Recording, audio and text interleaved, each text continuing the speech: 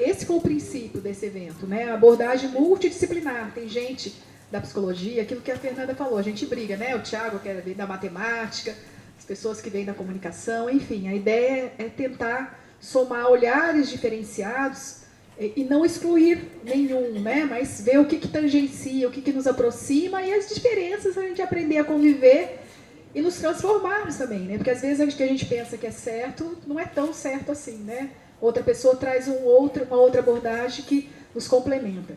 Então, eu queria muito começar convidando a querida Deise Assunção Miranda. Sobe aqui, Deise, cadê a Deise? Ah, tá aqui. A Deise é uma pessoa linda que a gente conheceu também graças à pesquisa. Nunca tinha visto ao vivo, estou muito feliz de ver o corpo inteiro. Querida, palmas pra gente, tá bem.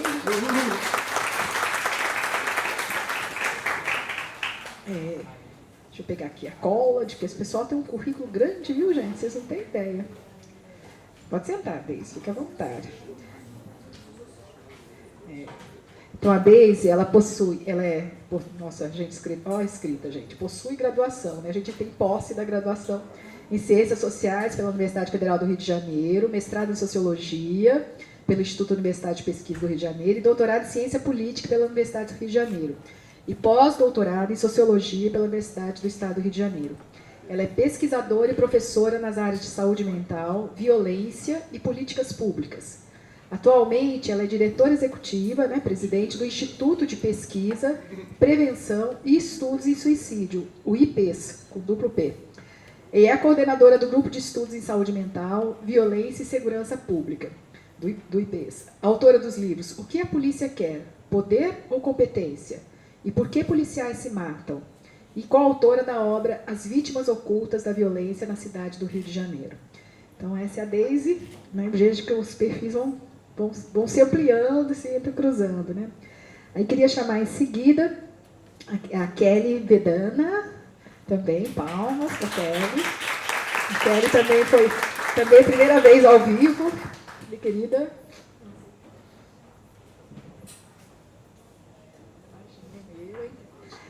A Kelly, ela é graduada em enfermagem, doutora em ciências e livre-docente pela Escola de Enfermagem de Ribeirão Preto. Não sei se vocês conhecem aqui Ribeirão Preto, lá no interior de São Paulo, da Universidade de São Paulo. Realizou pós-doutorado na Escola Superior de Enfermagem de Coimbra, lá em Portugal, e tem expertise nas áreas de suicidologia, enfermagem psiquiátrica, literacia e promoção da saúde mental. É professora associada esse nome é da Universidade de Ribeirão Preto, gente. E é líder do Laboratório de Estudos e Pesquisa em Prevenção e Pós-Venção do Suicídio, que é o LEPS. Tem um banner lá fora que mostra bem, né, o trabalho do LEPS. E responsável pelo Centro de Educação e Prevenção e Pós-Venção do Suicídio, o CEPS, e docente permanente do Programa de Pós-Graduação em Enfermagem Psiquiátrica da USP. Então, Kelly, seja bem-vinda e muito grata por estar aqui com a gente.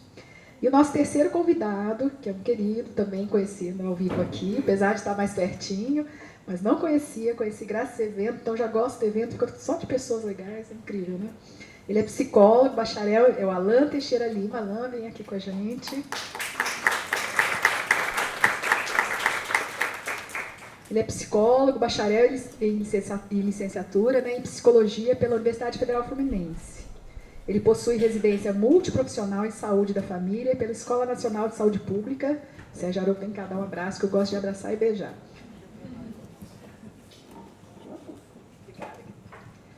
Deixa eu ver, não posso perder ele aqui.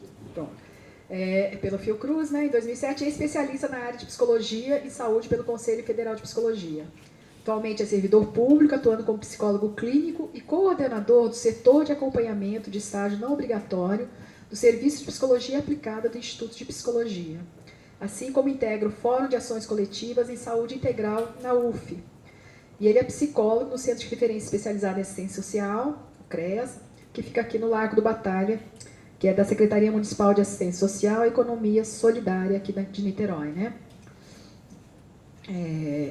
Ele também é psicólogo, supervisor em consultório particular e online, presidente da Associação Niteroense de Apoio à Vida, a ANAVE. Ele tem experiência na área de psicologia, psicanálise, saúde coletiva e assistência social, atuando principalmente com os eixos psicologia clínica, psicossociologia, saúde mental e programas de atendimento comunitário.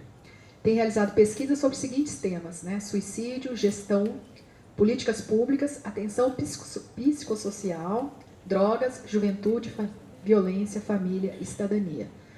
Então, eu vou ser a mediadora da mesa, né? A ideia de mediar, na verdade, é ficar passando o microfone, falar uma coisinha ou outra, e depois, na hora de perguntas, a gente também passa o microfone, porque a palavra é deles.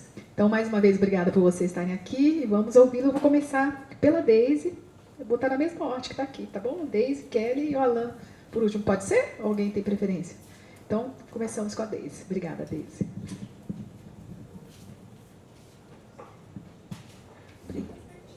Obrigada, Denise. Agradeço à casa por estar nos recebendo, a oportunidade de estabelecer essa troca, esse diálogo, que desde a época da pandemia, que a gente vem trocando, né? E hoje a gente pode estar aqui junto com pessoas que estão interessadas num tema que, para nós, do Instituto de Pesquisa, Prevenção e Estudo do Suicídio, é um tema muito caro, tanto do ponto de vista acadêmico, quanto do ponto de vista das intervenções que possam transformar esse cenário, ou que pelo menos nos convide, que é esse o objetivo da minha fala aqui, para a gente problematizar um tema que fala da valorização da vida de adolescentes e a partir de um recorte.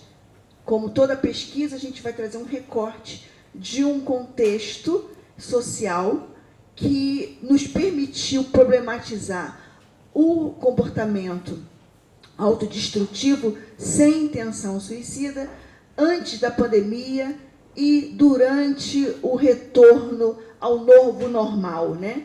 Que, entre aspas, que foi um projeto que foi financiado pela Fiocruz, que nos permitiu estar fazendo avançar na reflexão aplicada, né, com resultados aplicados, como também na construção da segunda edição de um programa que nós chamamos Escola que Previne, que é já uma resposta a essa realidade que eu vou apresentar para vocês.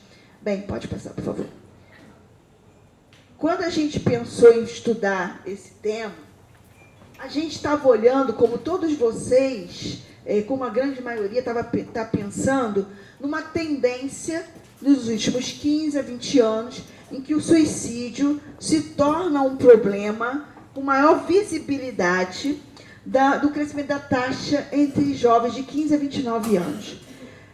Nós tínhamos ouvido falar muitas vezes, nos últimos 10 anos para cá, que os suicídios de jovens em determinados grupos tinham ganhado maior evidência, né, no debate público, nas estatísticas e no debate acadêmico. Só que, olhando as estatísticas do Sistema de Informação de Mortalidade, a gente vê que essa taxa vem crescendo desde a década de 80.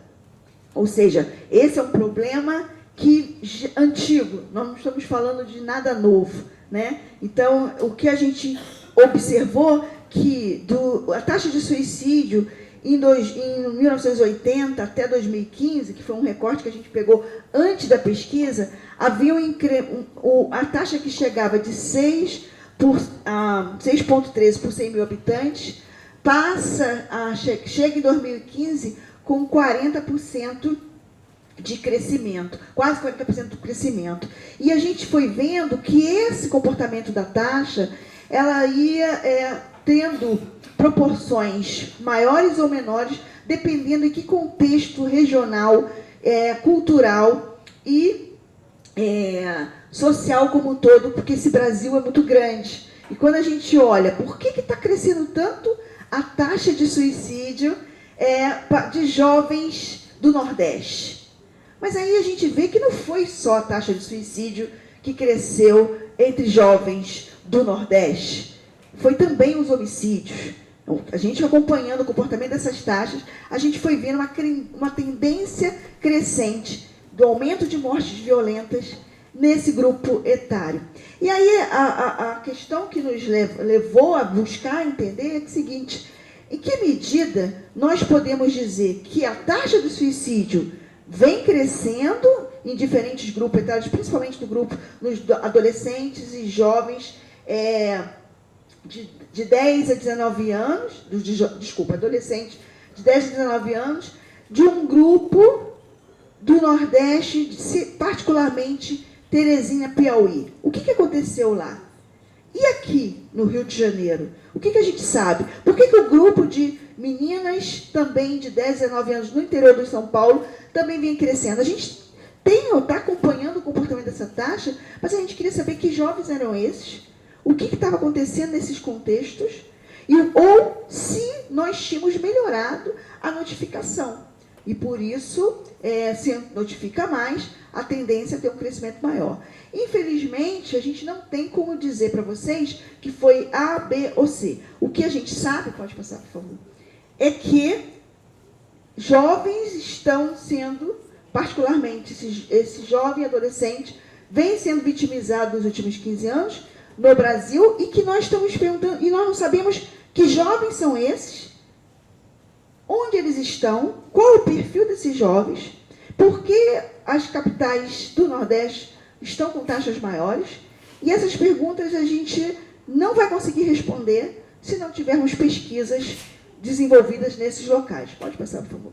Foi aí que a gente, já estudando desde 2002 as mortes violentas na cidade do Rio de Janeiro, a gente viu que pessoas que haviam tido contato com perdas de colegas e amigos ou parentes por homicídio, suicídio, acidente, elas tinham, de alguma forma, desenvolvido algum dos sintomas do transtorno de estresse pós-traumático.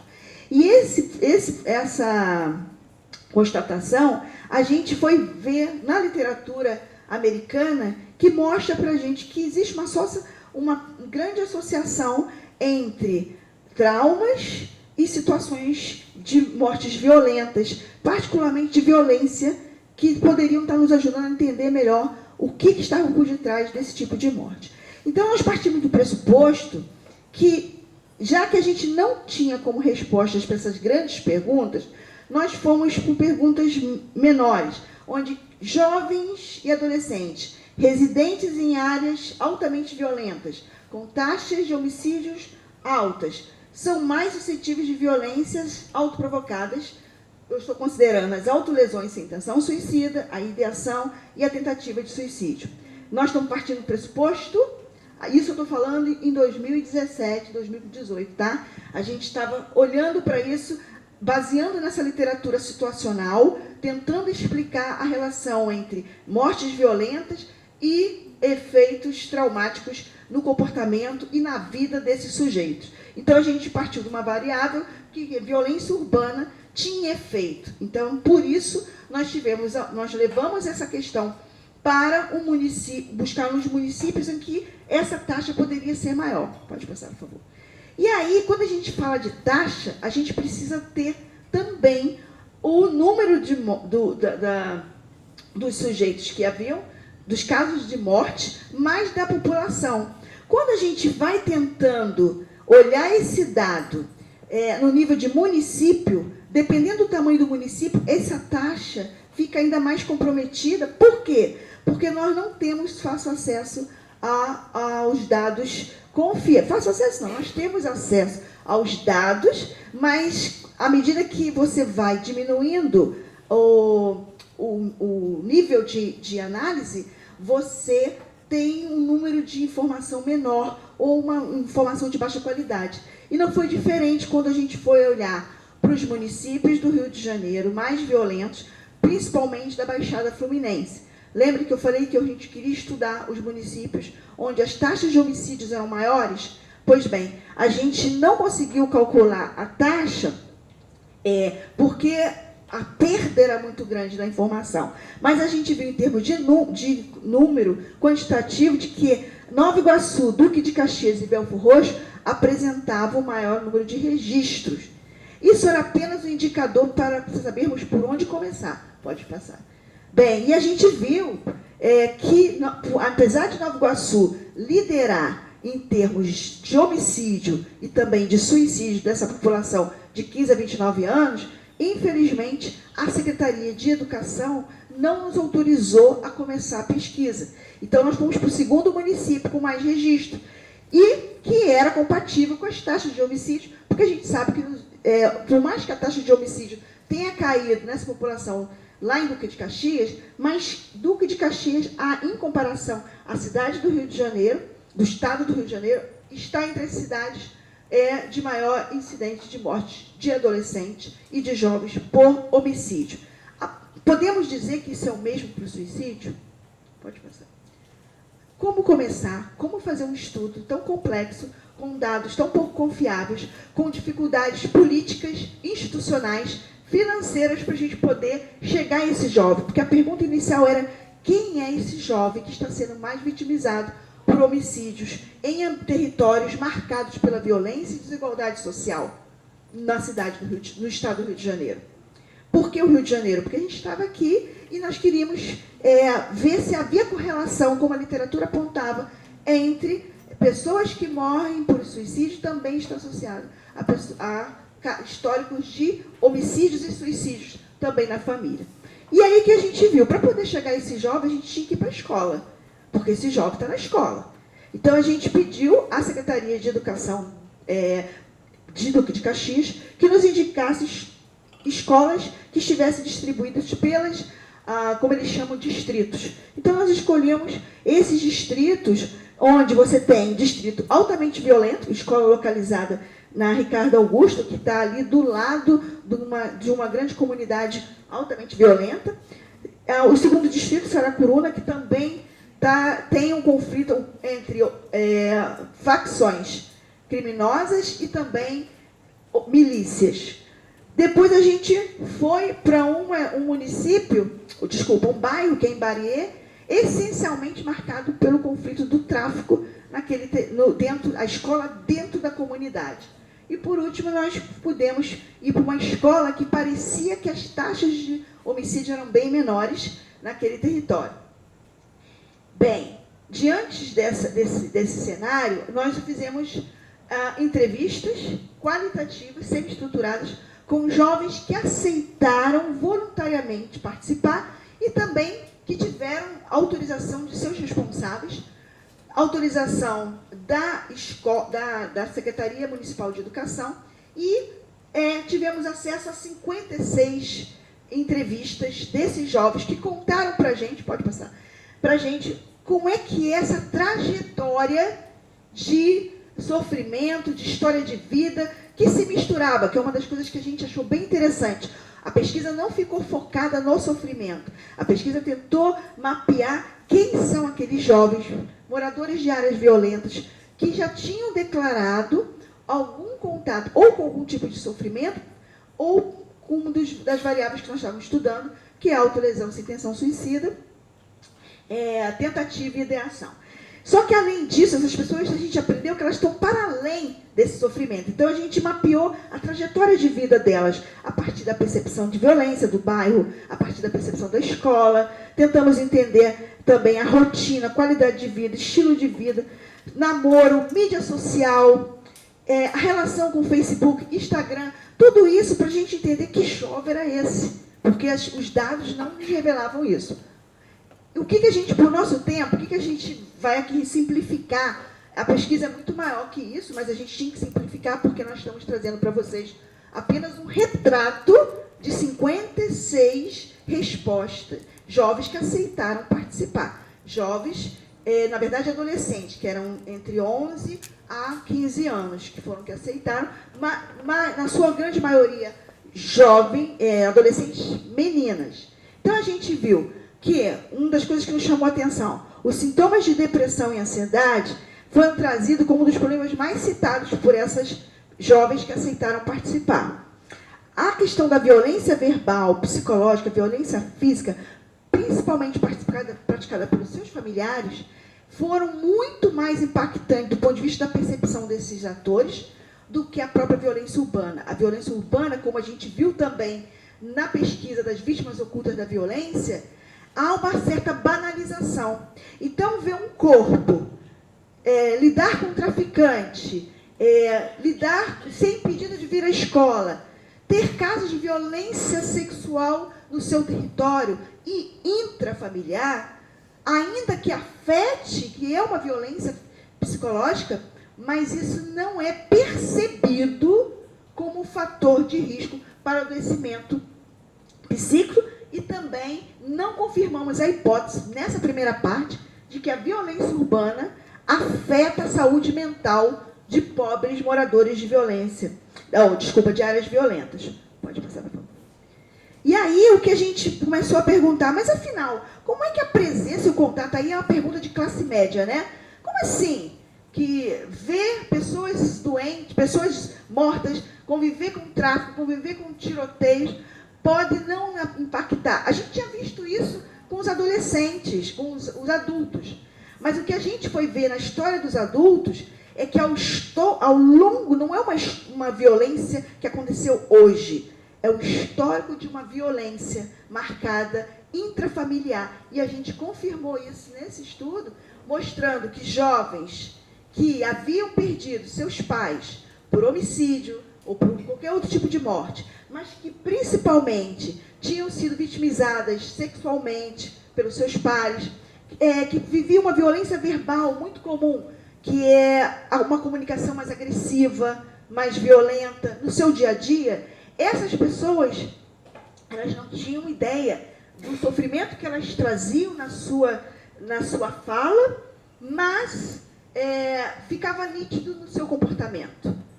E por isso a gente viu que a gente precisava ir além desse tipo de violência que a gente está chamando de violência urbana. A gente precisava entender as outras formas de violência que passa muito pela comunicação. A comunicação verbal, a comunicação corporal, que esse sujeito estabelece entre pares, professores, alunos e, principalmente, entre diretorias e pessoas do mundo adulto. Ou seja, uma não comunicação é uma forma de se comunicar para sinalizar o grau de sofrimento e adoecimento daquelas pessoas daquela escola. Nós vimos também que a conduta autolesiva sem intenção suicida, como a literatura aponta, foi o que caracterizou essencialmente os nossos dados de jovens de 12 a 15 anos. Mas lembrando, que essa pesquisa sinalizou para a gente quais eram os possíveis caminhos que nós precisamos tomar para entender de que a gente está chamando de violência provocada. Foi falado aqui na mesa anterior que durante a pandemia não se falou sobre acessos, ou se nós podemos dizer que houve ou não aumento de casos de suicídio. Comparando, nós pegamos a mesma escola, que com o mesmo perfil, não são as mesmas adolescentes, jovens, mas pegamos características sociodemográficas parecidas e situacionais de uma escola comparando. Esses dados que a gente apresentou foi referente à escola que nós fizemos para fazer esse trabalho de intervenção que a Fiocruz nos proporcionou. E o que a gente viu?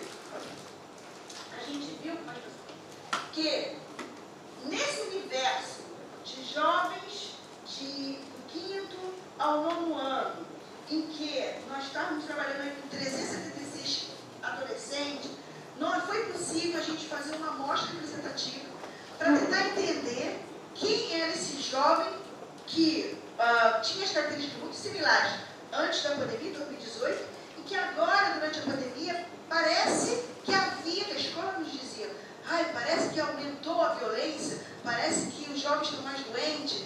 Tudo não parece, sinaliza-se. Mas claro que nós não tínhamos ferramentas para estar monitorando o que havia de fato. O que sabíamos é que nós estávamos num outro contexto onde tinha-se mais uma variável, que era a pandemia. Então, para isso, a gente conseguiu aplicar um questionário, aí mudamos também a forma de perguntar, até porque, por ter autorização também da Secretaria de Saúde, da Secretaria de Educação e dos responsáveis, e a gente conseguiu pegar jovens de 6º a 9º ano, tanto os responsáveis como os professores, e nesse universo podemos incluir também, através do método auto-aplicado, ou seja, foi um questionário self-report, onde a gente controlou. A gente tem aqui hoje até uma pesquisadora que trabalhou com a gente, que está aqui presente, foi muito feliz ver a Bruna, que hoje conosco e que nos permitiu ter um controle desse dado de forma que não tivesse tanta interferência como nós tivemos na primeira pesquisa, porque tem essas limitações. Então, nós entrevistamos 57 responsáveis, 27 professores e 190 adolescentes. Os professores a gente aplicava via celulares, né? WhatsApp. E no caso dos alunos, a gente fez um trabalho dentro da escola, onde havia uma amostra que foi sorteada e a gente ia convidando em sala de aula e esse aluno tinha que levar para casa esse termo de autorização para que o responsável pudesse assinar e tendo a Secretaria de Educação e de Saúde responsável por esse sujeito. No resumo, por conta do nosso tempo, que eu quero muito mais problematizar com vocês do que trazer confirmações que nós encontramos muitos dos dados que nós já tínhamos visto em 2018, vimos também em 2021, que está muito no sentido do que foi falado aqui. Não podemos dizer que se aumentou esse tipo de comportamento autodestrutivo. O que se aumentou foi a comunicação desse ambiente, de modo que a gente conseguiu ter 190 jovens que voluntariamente quiseram falar. E na primeira nós tivemos 76. É só um indicador. Então a gente viu que 40 dos comportamentos autodestrutivos mais comunicados, nós tivemos ideação suicida, autolesão sem intenção suicida. Pode passar. Do número de professores que os alunos compartilharam, isso era uma coisa muito comum de chegar, professores dizendo assim, vem cá, escuta aqui o que está acontecendo. A aluna que está dizendo que não consegue imaginar um mundo onde as pessoas não pensem em morrer. E aí isso começava a problematizar. Isso são falas que foram trazidas, não no questionário, mas para que nós fomos observando na medida que foi trabalhando, e que tem muito a ver com esses resultados, onde você tem aqui 7 professores que disseram que os alunos já tinham contato de autolesão, 5 professores que já tinham contato sobre ação e 5 professores que haviam tentativa. O que a gente viu de diferente da escola antes e depois da pandemia? Antes tinha um trabalho muito mais de sensibilização para conseguir fazer com que jovens falassem. Já nesse período havia uma necessidade de um espaço de fala. Então esses jovens traziam publicamente dentro da escola que já haviam tentado suicídio e que estavam pensando no seu planejamento. Então nós lamentamos muito da pesquisa não poder ter considerado essas falas como complemento ao questionário, por questões de recursos, de tempo, porque o trabalho era muito maior do que uma pesquisa. E o que a gente aprendeu do que esses professores e alunos e pais conseguiram detectar é que 26% do tipo de autolesão sem intenção suicida que foram identificados em algum momento da vida deles estão relacionados a pequenos e grandes cortes na pele, como morder a si mesmo. Pode passar. Agora, uma coisa que me chamou muita atenção, quando a gente olha, de um lado, professores, de outro, pais responsáveis, a gente vê que aqui nesse não sabe é um número muito baixo na proporção do número de pais que a gente conversou. Mas você veja que 47%, nós estamos falando em torno de 57 responsáveis. 47 responsáveis disseram de nunca ter registrado nenhum tipo de corte, pequenos ou grandes cortes. Só que quando a gente pega esses responsáveis, que a gente conseguiu pegar esse responsável que respondeu e convidar para as rodas de acolhimento de pais, você via uma incongruência da resposta com o que era trazido nas rodas. Então, a pesquisa se torna no seu limite pelas formas de ferramentas que nós tínhamos que descobrir para poder tirar esse tipo de informação, porque é uma pesquisa difícil de se fazer. Nós tivemos 70% dos alunos que declararam ter tido algum tipo de pensamento há menos de um ano. Isso está muito relacionado com aquele contexto de isolamento. Isso foi trazido também nas rodas que nós fazíamos, que a gente tinha um grupo chamado Grupo Pode Chegar, que é um outro trabalho que ia sendo feito em paralelo com a pesquisa. A gente podia oferecer também para que esses jovens que quisessem falar de suas emoções, ter esse grupo com psicólogos que ficou, por conta da Fiocruz, ficou 1 ano acompanhando todo o projeto. A pesquisa durou 4 meses, mas a gente continuou aí levando esse tipo de apoio. Mas o que fica claro para a gente? Essas ideações eram muito recentes, então não tinha o viés da memória, que normalmente, quando você fala em algum momento da vida, tem um viés de memória. Já preparado. Fechando aqui, por conta do nosso tempo, que a pesquisa é muito ampla e eu fiquei com dúvida de o que eu podia trazer para problematizar aqui. Dos que tentaram suicídio ao longo da vida, mais uma vez, também num período muito curto, entre 1 a 2, já tinha pensado, num período muito recente, e mais de uma vez. E isso a gente viu várias vezes durante as falas no grupo Pode Chegar. Pode pensar. O problema, o meio mais citado por esses jovens está muito ligado a medicamento, essencialmente porque essa amostra ser uma amostra feminina, né? Então isso teve um impacto pelo estilo da forma de se matar. O que a gente aprendeu com esses dados? Pode passar pode passar. Por favor. O que a gente aprendeu? 2 dados muito importantes.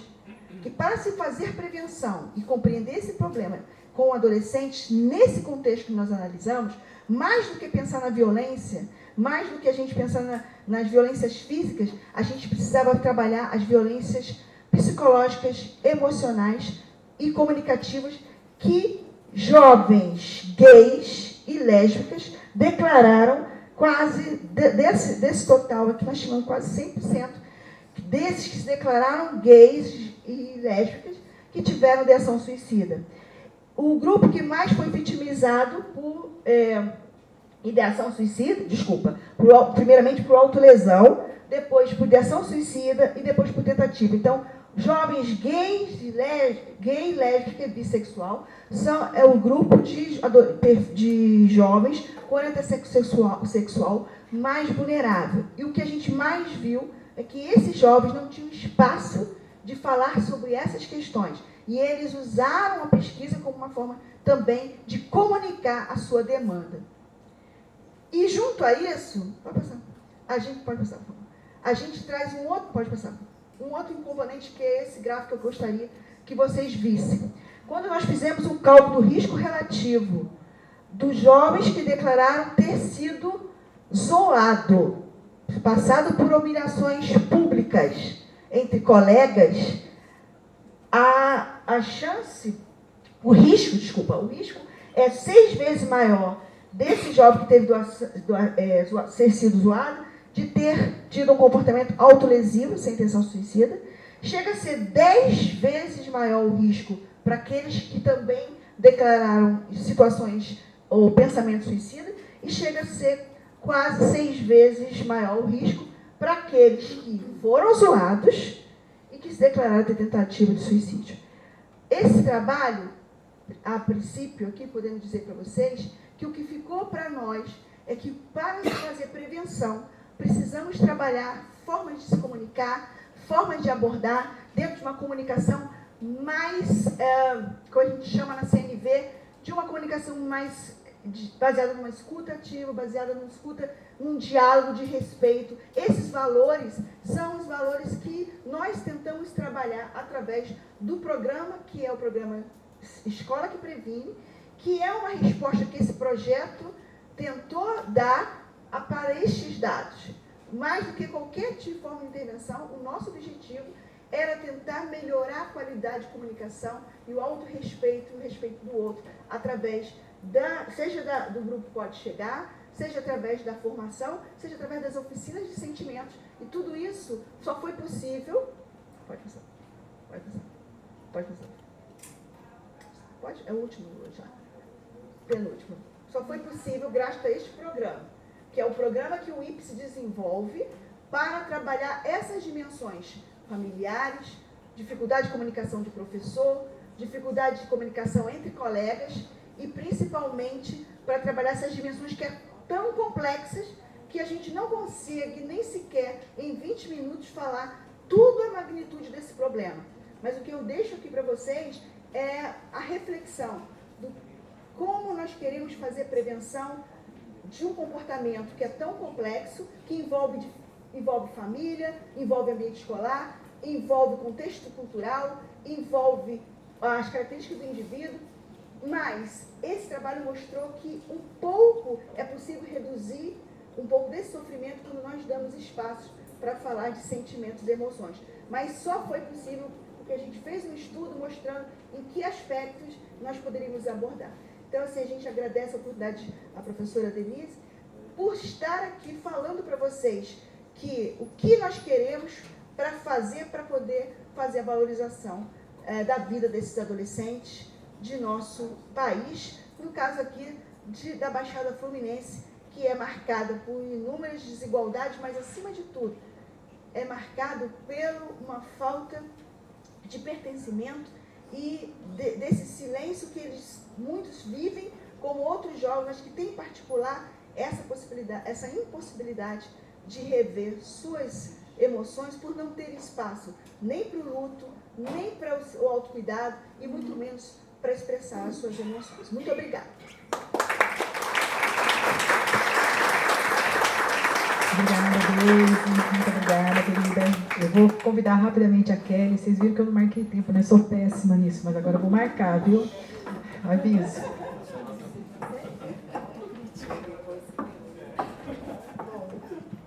Aqui? Um pouquinho mais pra cá? Tá bom.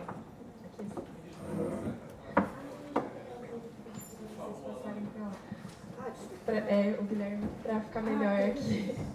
Obrigada, gente. Bom, vou falar um pouco para vocês, né, sobre suicídio, mídias e juventude. Faria uma abordagem um tanto rápida, né, um pouco acelerada quase, mas eu trouxe aqui também como um convite para que vocês possam conhecer alguns outros materiais, alguns outros produtos. Aqui eu não vou falar necessariamente de uma pesquisa só. Vou contar um pouquinho o porquê, né, dessa seleção aqui, dessa coletânea, de um pouquinho de tudo que eu vou apresentar para vocês. Eu trabalho na Universidade de São Paulo desde 2009, né? Então, ao longo desse processo, pude aprender muito também, ter muitas trocas com os estudantes. E esse olhar sobre essa relação entre suicídio e mídias veio por conta mesmo de muitas preocupações que eu ouvia dos alunos, das alunos, né, sobre tudo isso que eles percebiam nos ambientes aí digitais e virtuais.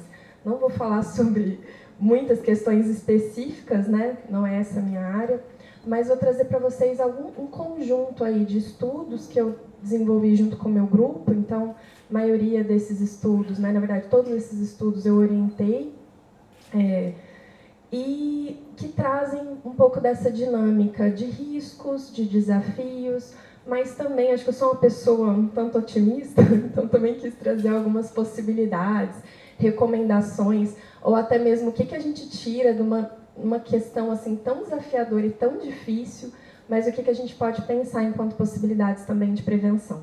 Então, pode passar, por favor. Aí.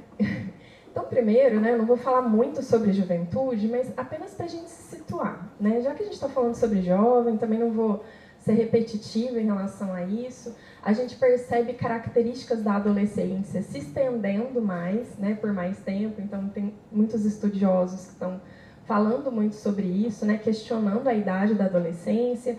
E a adolescência ou a juventude, né, ela é composta aí por uma série de transformações muito complexas, né, nos relacionamentos que a gente tem com a gente, com os pares, com outras pessoas, nos papéis desempenhados, em como a gente se percebe, e uma série de transformações que requerem também habilidades, né? Um exercício de autonomia que vai sendo gradualmente desenvolvido, habilidade de enfrentamento, um processo de amadurecimento também da capacidade de regular emoções, de lidar com muitas coisas que acontecem. E no meio de tudo isso, a sorte de muitos de nós aqui, né, é que a gente pôde viver isso num ambiente um pouquinho mais tranquilo, né? Não que era tranquilo, mas hoje em dia, quando a gente percebe as mídias entrando no meio de tanta transformação, né, é um contexto bastante desafiador para o desenvolvimento dessa juventude. Então, diante disso, a gente percebe que... Opa, voltou. Pode passar. que em alguns estudos, né, nós fomos nos deparando com uma série de desafios ou de riscos e questões que eu vou trazendo aqui para vocês. Eu fui aproveitando e colocando a foto de alguns dos artigos publicados, então fica mais fácil. Quem quiser saber um pouco mais, porque eu não vou detalhar os estudos aqui, não vai dar tempo. Vocês podem buscar um pouquinho mais. Mas, assim, aliado a esse teste de limites, essa curiosidade, esse desejo, né, de conhecer mais, os jovens se deparam com muitos elementos e muitos conteúdos na internet, principalmente, que são bastante desafiadores no sentido de trazer aí um risco importante, né? Então, convites para jogos, né? Aqui no caso a gente trouxe aquele fenômeno da baleia azul, a curiosidade, o desejo de saber mais, o fato de identificar, porque suicídio é um assunto tão velado, de repente eu encontro alguém que está falando exatamente o que eu sinto, mas que me propõe uma alternativa, que não vai ser legal, né? Mas enfim, talvez não esteja ali preparado para lidar com aquilo. E como é que fica tudo isso? Né? Eu posso ter, inclusive, propostas de meios para construir ali, né, um plano suicida. Então, tudo isso entra como fenômenos aí, desafios. Calma que depois eu vou falar de coisa boa também, viu, gente? Mas a gente viu também, né, no fenômeno lá dos 13 Reasons Why, né, das 13 porquês, outras questões que eram despertadas. Por um lado, olha, precisamos falar mais sobre suicídio e tudo mais. Mas também, assim, coisa que vai e volta, né? Depois as pessoas já não querem saber tanto mais. Mas o fato é que aqui também houve uma grande preocupação desse fenômeno de busca por culpados, de uma identificação maior. O jovem, ele tem uma vulnerabilidade maior para essas questões de gatilhos, né? Ou para fenômenos de contágio, fenômenos de comportamentos imitativos, por várias questões que eu não vou poder me aprofundar aqui. Mas foram alguns dos riscos também que nós encontramos.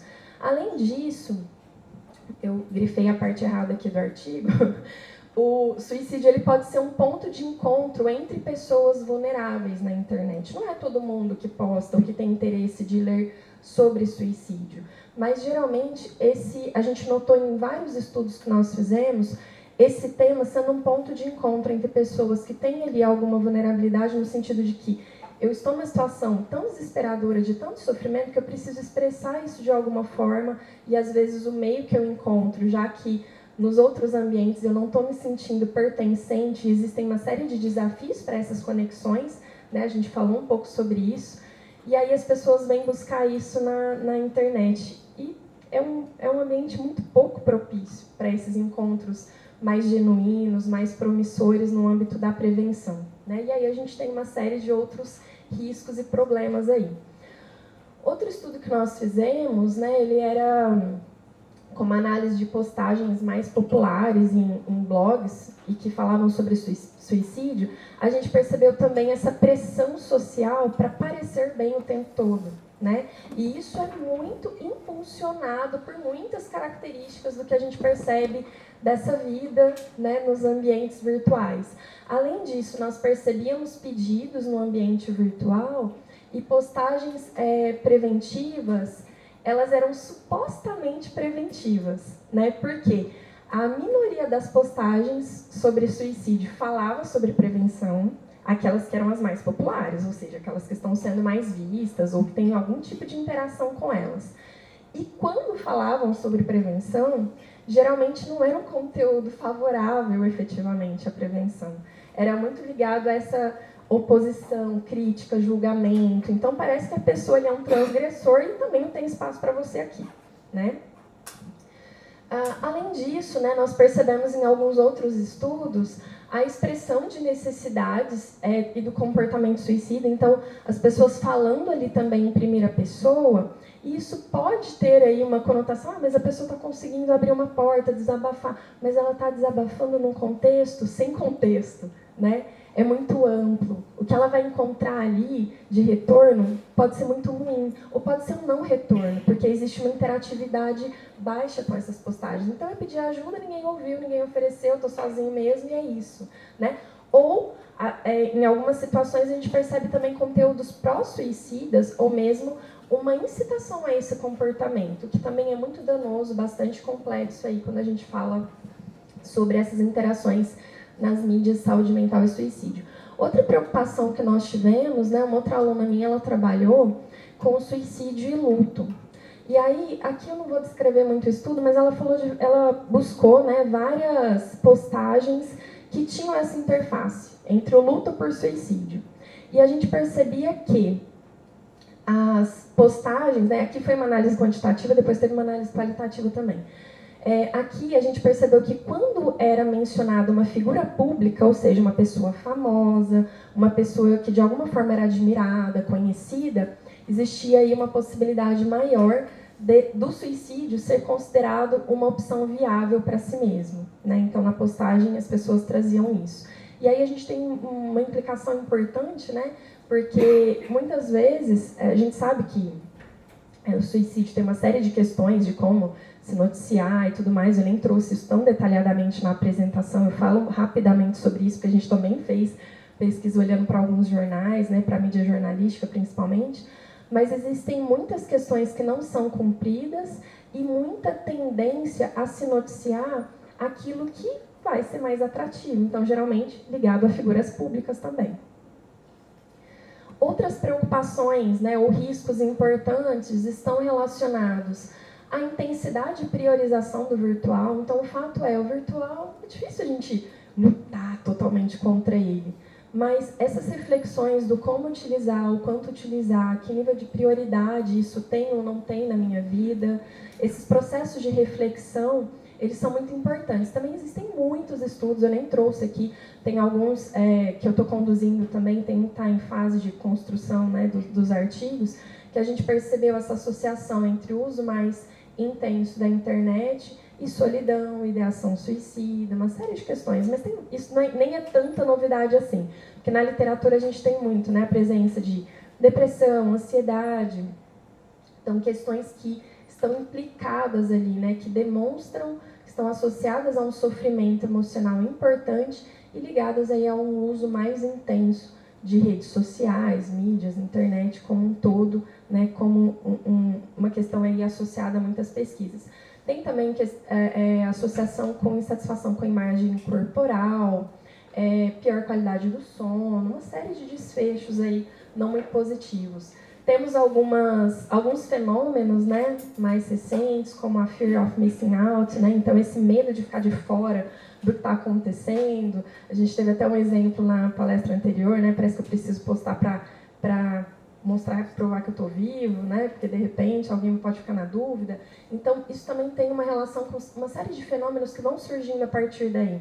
Então não é só porque eu posto ou porque eu não posto, mas porque essa questão do virtual e do digital, isso comunica muito com as outras escolhas, as outras coisas e o modo de vida que a gente leva em outras situações, né? E às vezes eu brinco com os estudantes, eu falo, gente, eu sou de uma época, parece muito velho falando assim, mas assim, em que eu correspondia com o meu atual marido, né? Mas que na época era meu namorado, que a gente morava a 800 quilômetros de distância e a gente se comunicava por carta, ia demorar para chegar.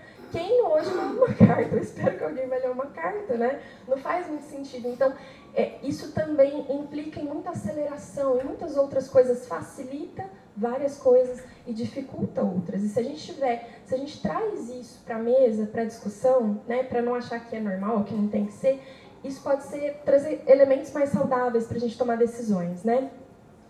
Tem também uma dificuldade muito grande, principalmente na juventude, dessa distinção entre o que é íntimo e o que é coletivo, né? Nessas horas eu falo, graças a Deus que eu vivi numa época que não tinha tanto, que era cada vergonha que eu ia passar, né? Que aí eu assim, passei livre disso, o máximo teve lá o Orkut, que por acaso sumiu com todas as minhas fotos, mas enfim, né? E a gente tem também fenômenos que são amplificados, então aquela violência descontextualizada, né? O cyberbullying que vai e toma proporções, assim, muito grandes, né? E uma série de preocupações também com o anonimato para algumas ações nocivas. A gente tem também no âmbito do suicídio uma preocupação muito grande com predadores virtuais, então pessoas que se utilizam do anonimato e da falta de regulamentação suficiente nas redes para cometer crimes mesmo, né? E aqui eu trago algumas possibilidades. Agora vem uma parte um pouquinho melhor, mas eu também não vou poder falar muito sobre elas por causa do nosso tempo, mas aí estão aí algumas referências para vocês. Então aqui, eu acho que assim, teve hora que foi, como diria um primo meu, foi quase tirar leite de onça, assim, né? Pra gente tentar também olhar para tudo isso e falar assim, o que eu extraio daqui enquanto possibilidades, pensando em prevenção também. Então, algumas questões estão nessas reflexões sobre prevenção, sobre o uso de mídias de uma forma mais saudável. E isso eu tenho gostado muito de fazer junto com os jovens. Porque se eu falar para eles, é uma pessoa de outra geração falando para eles. Agora, se a gente propicia, né, reflexões, questões, discussões sobre... aí a gente tem a fortaleza, né, do suporte ali, do aprendizado entre pares. E isso está sendo muito legal em algumas atividades que eu tenho feito também. A gente também percebe, até pelo fenômeno da baleia azul e vários outros que surgiram a partir daí, que às vezes a gente mal fica sabendo deles enquanto eles estão acontecendo, a gente fica sabendo depois, né? Então é coisa assim de música sobre manuais do suicídio, a hora que eu vou lá ver, os adolescentes nem estão interessados mais nisso. Mas assim, se a gente não tiver uma via de comunicação muito aberta e onde eu posso trazer o que tiver para trazer nessa comunicação. E eu não vou ser julgada porque eu estou trazendo um tema proibido ou uma prática perigosa, alarmante demais, né? Isso é muito necessário no nosso meio, principalmente também trabalhando essa questão do conflito entre gerações de uma forma mais consciente, né? Porque a gente tem muitas diferenças. Então, eu preciso ter essa abertura e essa troca. Claro que sem julgamento é difícil, mas para a gente trazer isso também conscientemente para alinhar um pouco mais as nossas ações. E mediar algumas discussões que tenham aí um conteúdo ligado à arte, mas que para algumas pessoas, principalmente quando muito jovens, elas podem também não estar ali muito preparadas para elaborar o que surge a partir daí, principalmente quando a gente fala sobre alguns gatilhos, né?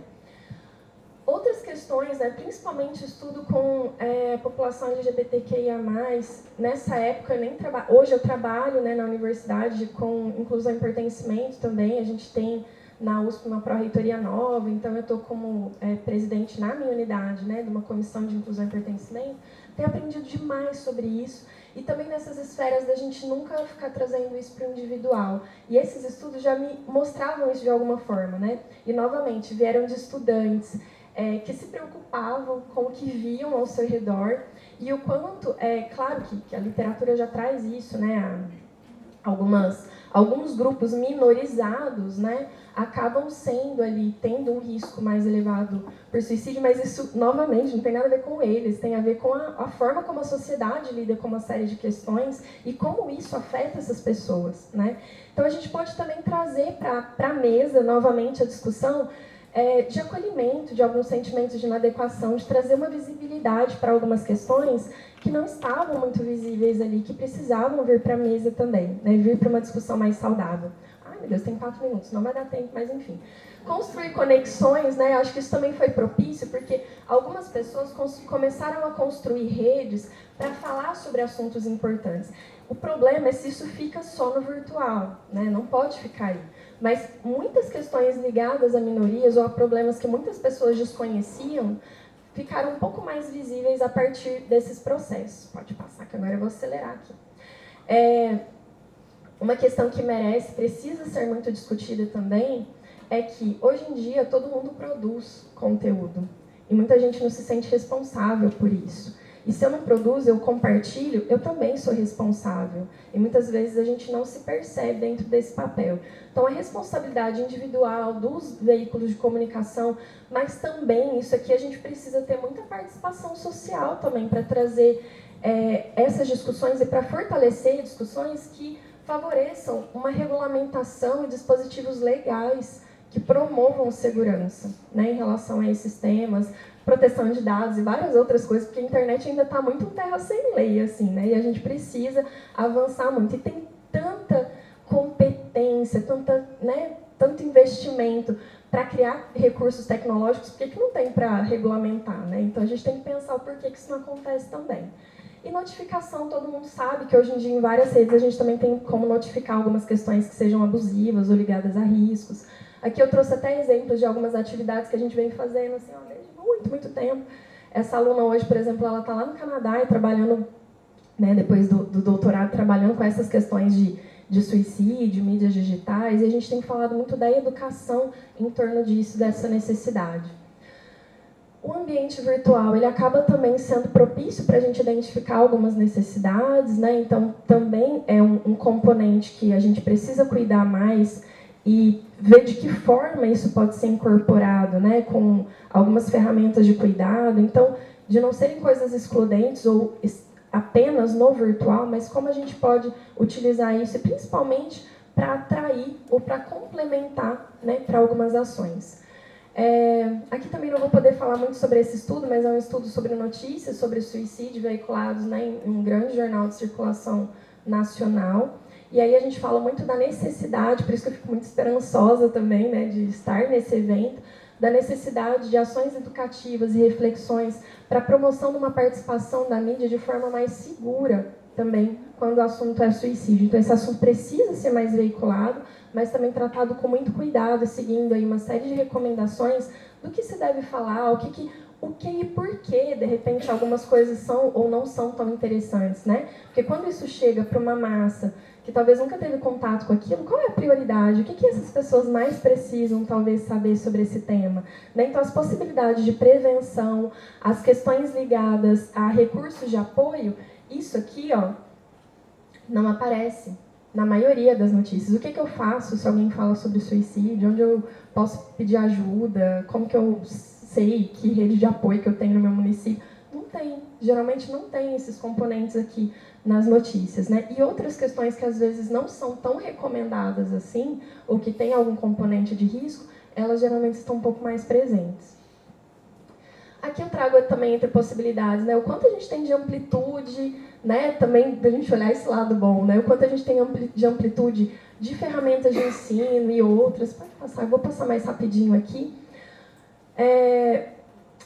De conhecer mais sobre algumas necessidades, por exemplo, com um dos estudos que a gente fez, né, a gente discutiu, e aí a gente fala muito, né, sobre essa atenção para uma expectativa que muitos jovens têm de não serem compreendidos. Então, isso não só na abordagem virtual, mas também, né, nos momentos que a gente está presencialmente, é muito importante estar atento a isso, né? Prevenção de gatilhos, reconhecer alguns pedidos de ajuda, são questões que a gente poderia formar melhor, né, os profissionais, por exemplo, da saúde de outras áreas, para a gente problematizar e lidar melhor com algumas dessas questões.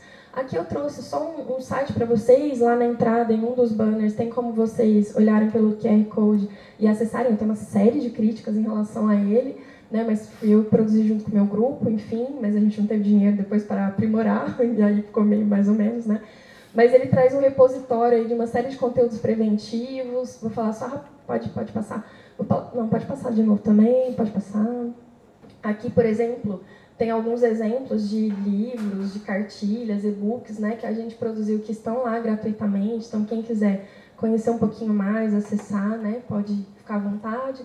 Aqui também um tipo de ferramenta que a gente discutiu e construiu, né, em conjunto com um profissional ligado à mídia, para favorecer aí a construção de planos de gestão de crise, né? Então ele combina o presencial e o virtual, porque ele vai ser feito presencialmente, mas ele fica ali como um lembrete, e a pessoa é convidada, né, a trabalhar um pouco do autoconhecimento, quais são os sinais de que eu não estou bem, o que eu posso fazer para ajudar a manter meu bem-estar, né? Então ela vai construindo, escrevendo ou clicando em coisas que fazem sentido para ela. Isso aqui está lá no site.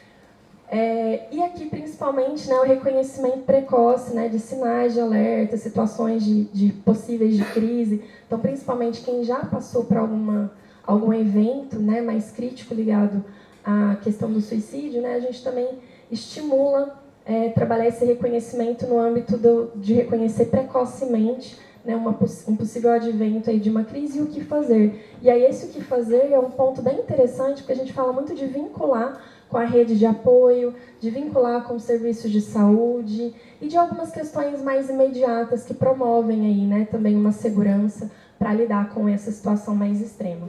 E eu agradeço, né, fico aqui finalizo aqui a apresentação, pode finalizar. Obrigada, gente. Desculpa, Félio, mas para a gente poder ter chance, né, de ouvir o Alan, ter um espacinho para pergunta. Alan, seu microfone, Alan, não abandone. Eu não sou docente, então eu vou sentar, não tem necessidade de falar em pé. Vocês podem sentar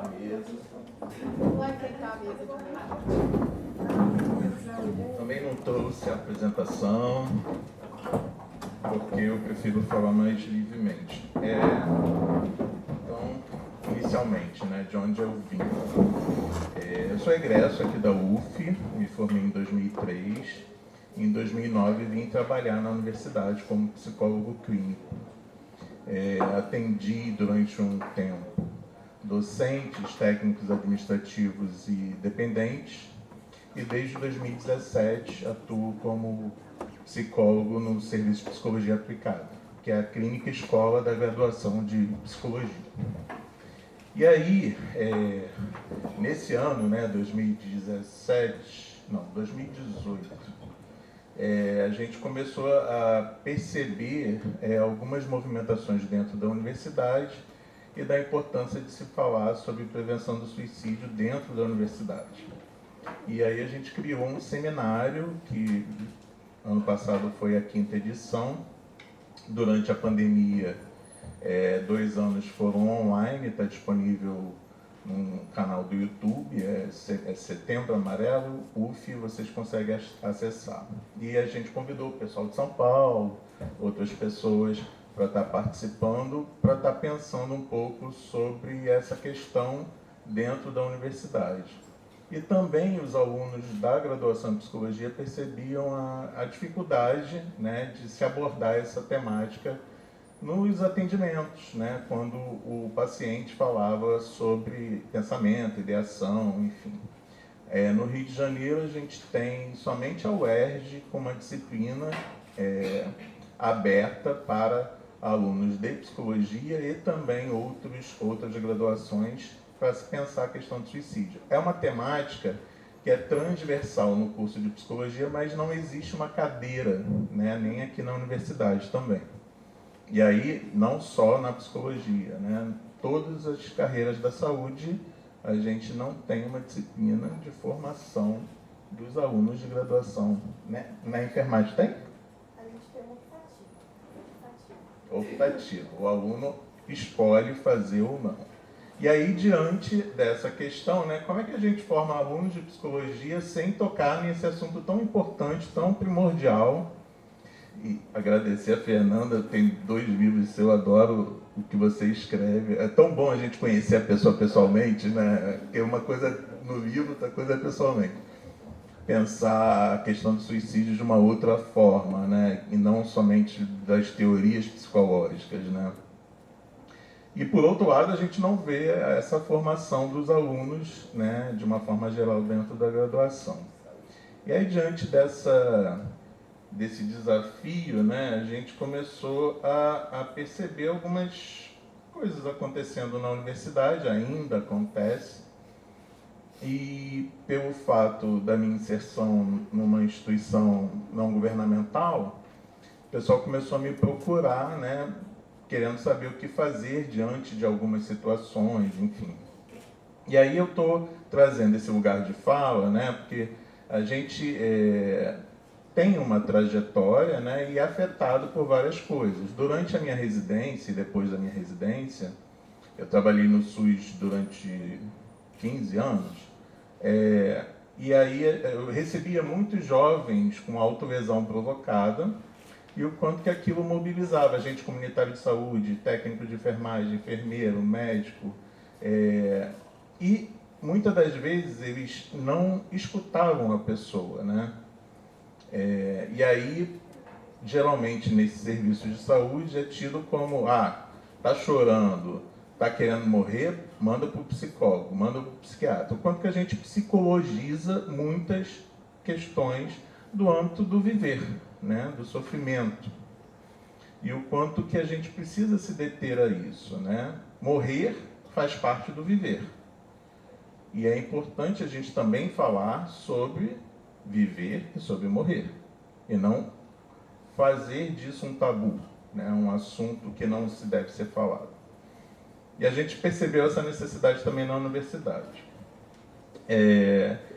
E aí, a Escola de Governança e Gestão daqui da universidade percebeu também que os docentes, principalmente coordenadores de curso, tinham dificuldade de lidar com determinadas questões que aconteciam durante o curso com alguns alunos, e aí eles colocam sempre os alunos, mas os docentes e os técnicos administrativos também sofrem. E aí me chamaram para fazer parte de um curso de formação de docentes, e aí a participação docente era optativa, não era obrigatória, para se pensar a questão da saúde mental na universidade. Por quê? A coordenação de curso, de departamento, não existe concurso para isso, né? Os docentes, eles entram com perfil de pesquisador, muitas das vezes não tem muita didática, mas pontua para entrar enquanto pesquisador, docente, e se vê na coordenação de um curso, na coordenação de departamento, e muitas vezes tendo que lidar administrativamente com algumas questões do âmbito do sofrer dentro da universidade. E aí, para onde caminhar, o que fazer, como lidar, isso aparecia de uma forma recorrente junto à Pró-Reitoria de Assuntos Estudantis, e aí a Pró-Reitoria de Assuntos Estudantis pensou nesse curso, me chamou para falar um pouquinho sobre a rede de atenção psicossocial.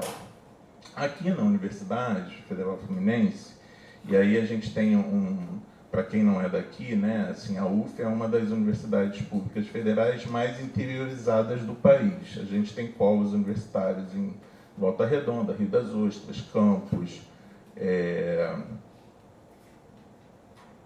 aqui em Niterói é o campus principal, mas tem em Pádua, em Angra, em Petrópolis, vários municípios no interior do Rio.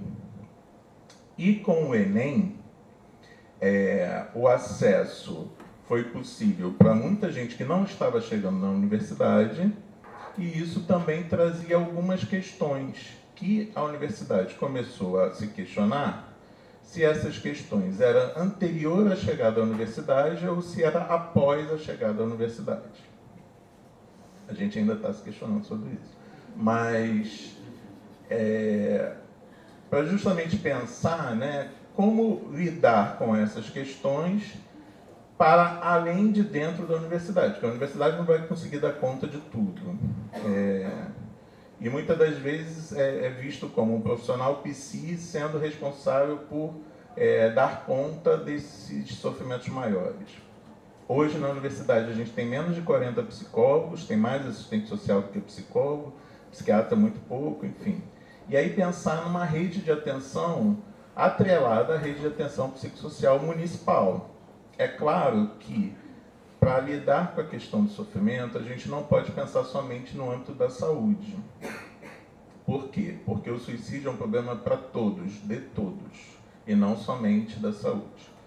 E que bom que tem a experiência da mídia, né, do programa de pós-graduação que está completando 10 anos, de estar pensando sobre essas questões também. Porque existe muita coisa publicada pela Organização Mundial de Saúde, de cartilhas, de como proceder, de como fazer, mas infelizmente a gente ainda vê muitas matérias jornalísticas que querem ganhar likes também e que acabam divulgando formas do que fazer, que na verdade acaba tendo o efeito Werther, né? Que é esse efeito de contágio, que muitas das vezes a pessoa que vê acaba, nossa, vou fazer igual porque aquela pessoa fez e deu certo.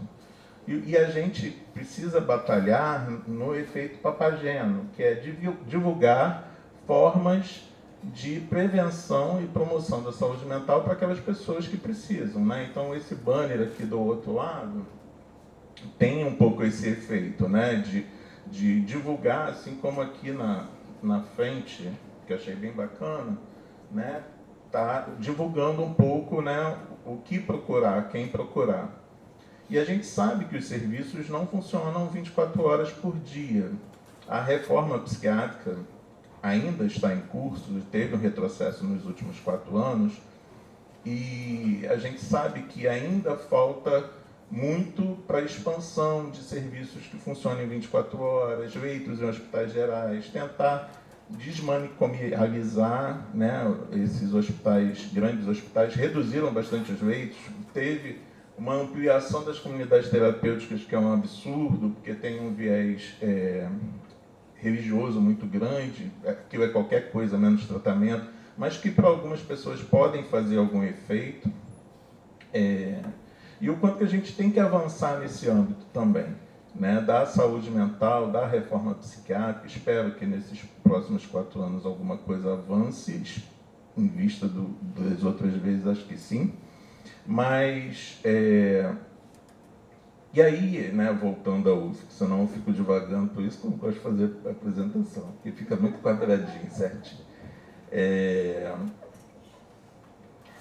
Na UF, né, a gente tem a DASE, que é a Divisão de Atenção à Saúde do Estudante. Estou falando isso porque eu sei que tem estudantes aqui, é sempre bom divulgar. É uma divisão que se preocupa em tratar essas questões do âmbito da saúde do estudante, vinculada à Pró-Reitoria de Assuntos Estudantis. Tem uma quantidade de profissionais. Hoje em dia tem ofertado, se eu não me engano, 50 atendimentos por mês, vagas para 50 pessoas por mês. E recentemente a gente do Serviço de Psicologia Aplicada teve uma reunião com a DASE, porque na clínica escola a gente tem atendimentos abertos à comunidade.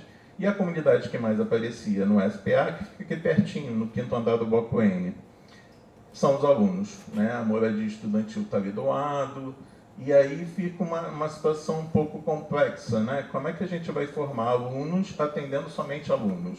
E as crianças, os adolescentes, os idosos, pensar o ciclo de vida de uma outra forma que não somente os alunos, né? E aí a gente andou conversando com a DASE, no sentido deles também se apropriarem da clientela que é deles, né, para que outras pessoas também possam chegar ao serviço de psicologia aplicada. E aí, né, a gente percebe a necessidade de trabalhar em rede, né? E o que geralmente tem acontecido? A rede de atenção psicossocial acaba falhando, encaminha para a SPA.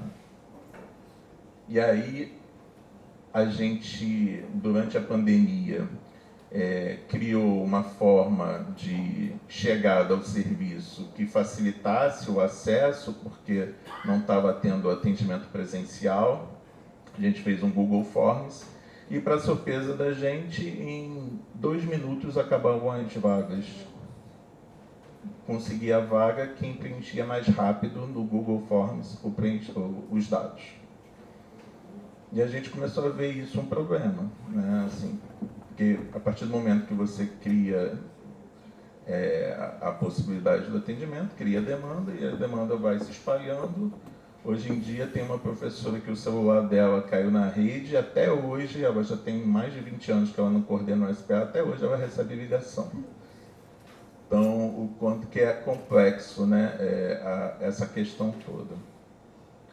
Mas eu entendo, né, que a questão do suicídio ela tem que ser pensada para além da saúde, porque a gente não vai conseguir dar conta sozinho, né? E como é multifatorial, a gente também tem que pensar de outras possibilidades. Então, pouco se fala sobre a prática esportiva, o quanto que isso traz qualidade de vida para as pessoas que estavam em sofrimento e melhoram significativamente. Pouco se fala de opções de trabalho, né? O quanto que o trabalho ajuda também a pessoa a lidar com o sofrimento de uma outra forma. E acaba focando muito nesse aspecto psicossocial, que é importante, é fundamental, mas que a gente precisa ver de outros lados. Eu queria falar um monte de outras coisas, mas já está no final do tempo para abrir para perguntas e depois eu falo. Um serviço que eu acho que é importante a gente divulgar é o Centro de Valorização da Vida. É um serviço humanitário, gratuito, são voluntários, mas para quem está em sofrimento na camada da noite, eu acho que ajuda bastante, né? E funciona 24 horas por dia. Enfim, quem tiver interesse de conhecer, o SPA fica no 5º andar, no Bloco N, e o e-mail é spa.ips@id.uf.br. Tá bom? Obrigado.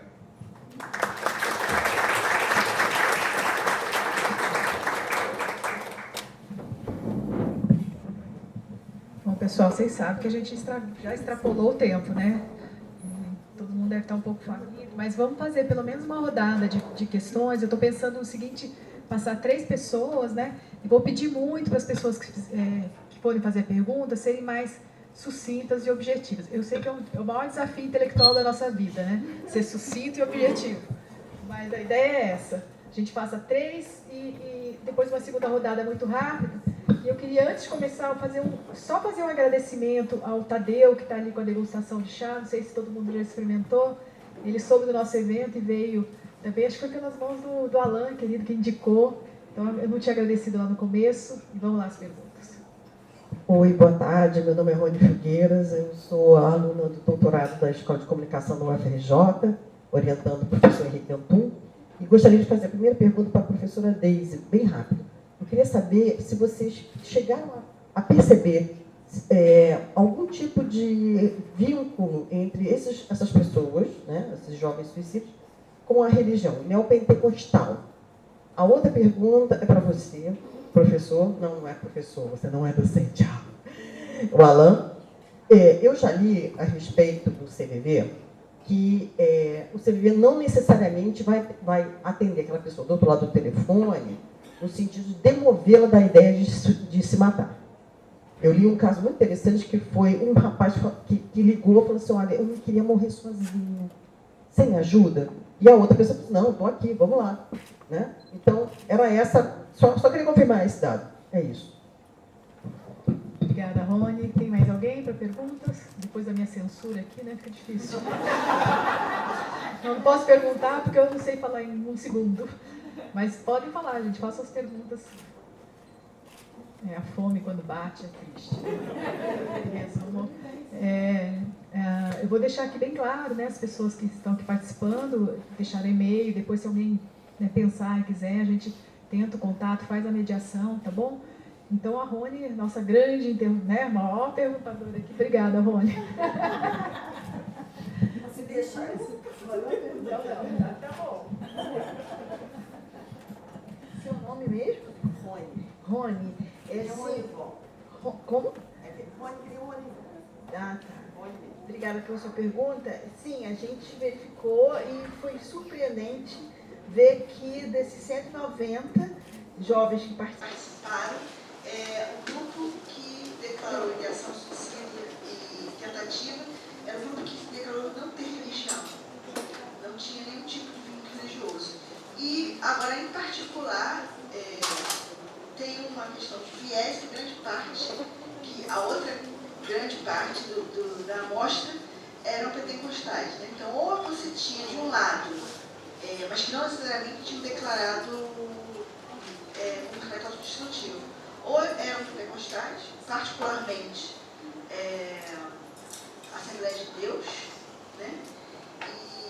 Ou não tinham nenhuma religião, nenhum tipo de vínculo religioso. Tá?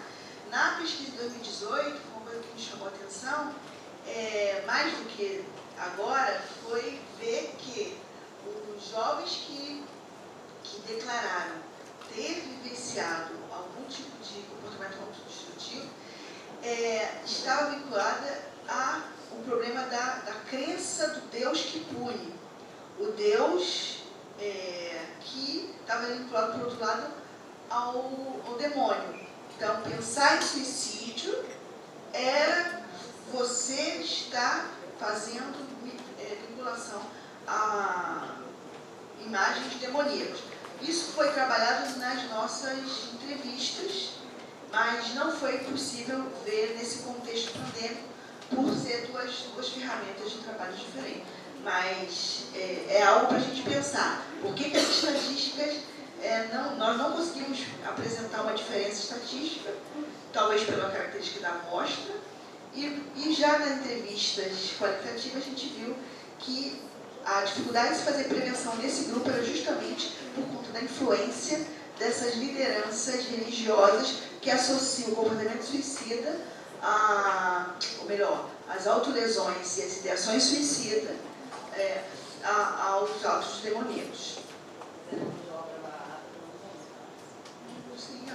Entre na nossa página www.ipsbrasil.com, é um site do IPES, onde nós temos um grupo, nós vamos agora criar um grupo de estudos em saúde mental, violência e suicídio, que vai ser lançado agora mês que vem, já inspirado nessas duas pesquisas que nós fizemos, e também para poder divulgar o programa Escola que Previne, que nós não tivemos tempo de explicar, mas para quem quiser depois, estamos abertos para todos que têm interesse de discutir prevenção de suicídio, ou melhor, prevenção de comportamentos autodestrutivos, que a gente está chamando de violências autoprovocadas, em ambiente escolar.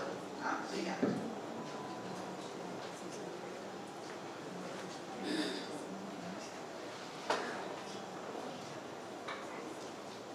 É isso mesmo, Rony. É um serviço que eles se auto-intitulam pronto-socorro emocional, de apoio emocional. As pessoas que ligam têm a necessidade, muitas das vezes, de ter uma companhia, mesmo que provisória, e não, os voluntários eles não são treinados para fazer com que a pessoa possa não se suicidar. A questão é estar ali junto, independente de qualquer coisa. É claro que a gente tem a perspectiva da prevenção, né?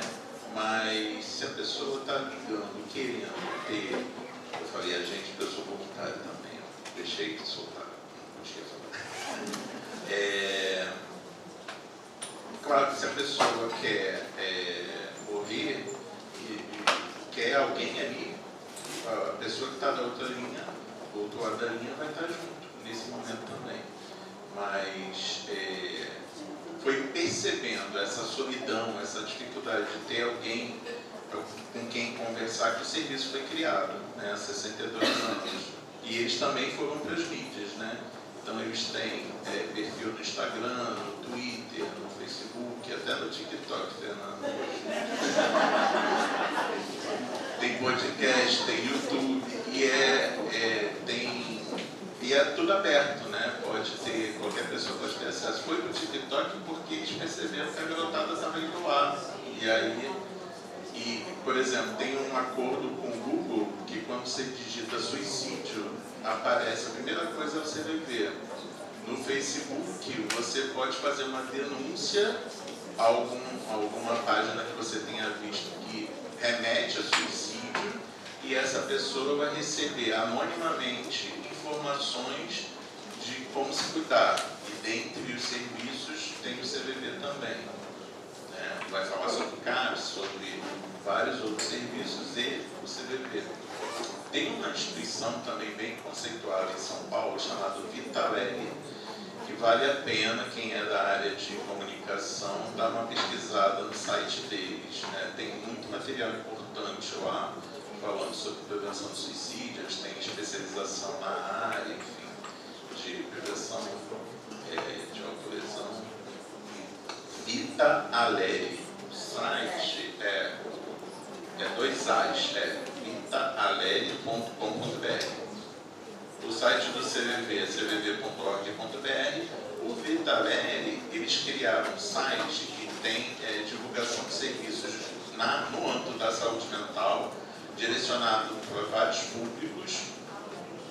O site é mapadasaudemental.com.br. Lá também tem a possibilidade de conseguir atendimento gratuito online ou também ver onde tem atendimento presencial. Né? Acho que é um serviço também interessante para divulgar. Né? Quem trabalha com comunicação, acho que é fundamental, pensando no efeito papagênico, né? Assim, de divulgar iniciativas exitosas que as pessoas podem ter acesso e não filmar suicídio e depois postar na rede social, que é o que geralmente tem acontecido. E aí tem que derrubar para isso não viralizar.